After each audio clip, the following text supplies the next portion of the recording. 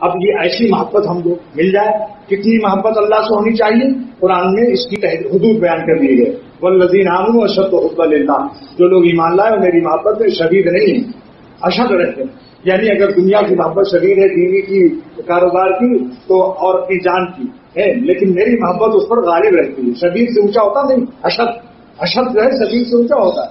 لہٰذا اس آیت کے ذیل میں علماء فرماتے ہیں کہ شدید محبت بھی جائز ہے. اگر کسی کو اپنی بیوی سے ہو، کاروبار سے ہو، ماں باپ سے ہو، تو جائز محبتیں اگر شدید بھی ہوں، مگر اللہ تعالیٰ کی اشد ہو تو وہ بھی جائز.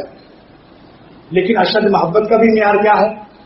بخاری کے اندر اس اشد محبت کی حدود بیان کر دی ہے.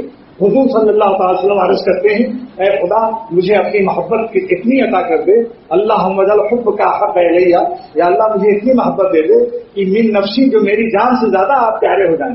ہماری جان، ہم کو اپنی جان سے جتنی محبت ہے اس سے زیادہ آپ ہم کو محبوب ہو جائے. سبحان اللہ.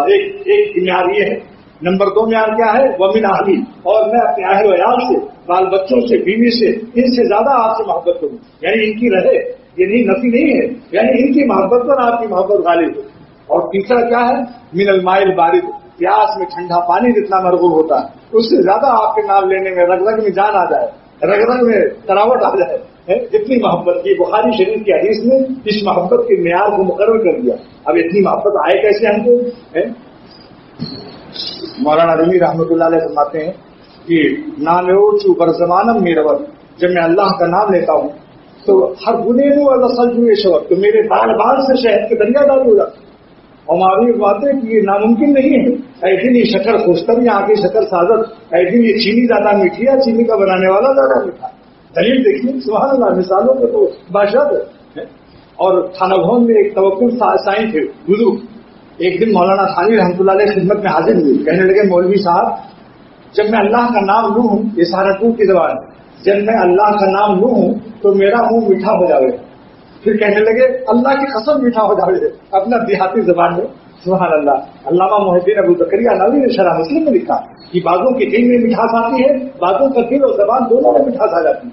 یہ محدثین لکھ رہے ہیں. بھائی میں تصوف کو جاہلانہ اقوال سے نہیں پیش کرتا، الحمدللہ تفسیروں سے اور بخاری اور حدیثوں میں شروع سے.